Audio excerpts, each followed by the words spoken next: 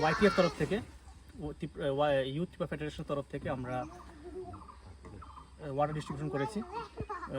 গতকাল আমরা একটা নিউজ পেয়েছি নর্থ এনি টিভি চ্যানেল থেকে যে এখানে বিগত প্রায় 2 সপ্তাহ ধরে জল পাচ্ছে না। যে একটা মেশিন আছে জল তুলনের জন্য, সেটাও মেশিনটাও নষ্ট। সেখানে আয়রনও প্রচণ্ড পরিমাণে আছে, জলে আয়রন।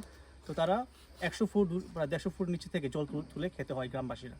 তো এই খবরটা পাওয়ার সঙ্গে সঙ্গেই আমাদের স্টেট প্রেসিডেন্ট সুরজদেব বর্মা মহোদয়, আমাদের মহারাজা তরফ থেকে আমাদের এই ওয়াইটিএফকে নির্দেশ দেওয়া হয়েছে যে এই এলাকাতে আজকের মধ্যে জল বিতরণ করার জন্য।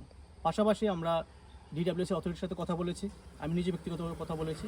তিনি আশ্বাস দিয়েছেন যে আগামী সোমবারে এসে এই প্রবলেমটা সলভ করার জন্য। তো আগে পরে আমি এটাই বলবো যে ওয়াইটিএফ সর্বদাই যারা